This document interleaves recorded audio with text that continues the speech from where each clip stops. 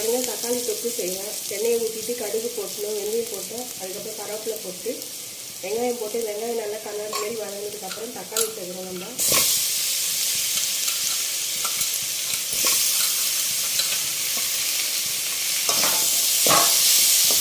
தக்காளி நல்லா கண்ணாடி மாதிரி வதங்கணும். தக்காளி வெங்காயம் நல்லா வதங்கிச்சு ஃப்ரெண்ட்ஸ். இதுக்கப்புறமா நம்ம தேவையான அளவு மிளகா பொடி சேர்த்துக்கணும். நான் ரொம்ப காரம்லாம் சேர்க்க மாட்டேன், 2 ஸ்பூன் மிளகா பொடி தான்.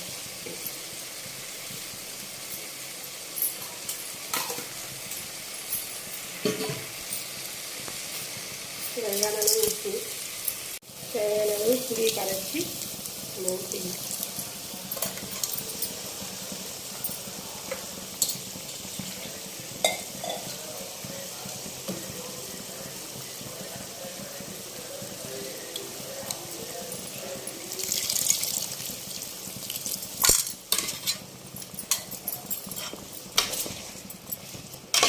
நல்லா கலக்கி விட்டுட்டு 10 நிமிஷம் அப்படியே விட்டு இந்த மூடி போட்டு அதுக்கப்புறம் எப்படி ரெடி ஆகுதுன்னு பார்க்கலாம்.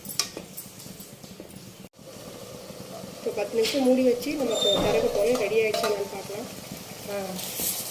அழகாக ரெடி ஆகிடுச்சு தக்காளி தொக்கு. பாருங்கள், எவ்வளோ சூப்பராக சிகப்பு கலரில் காம்பினேஷனாக இருக்குது.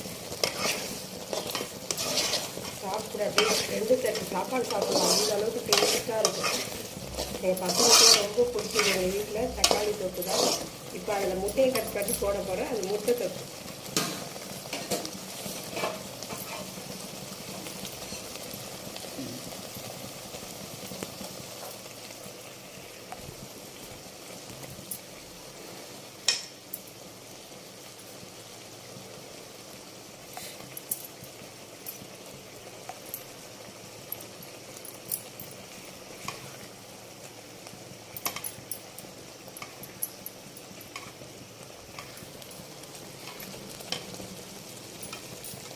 ஓகே ஃப்ரெண்ட்ஸ், இப்போ முட்டை தொக்கு ரெடி ஆயிடுச்சு.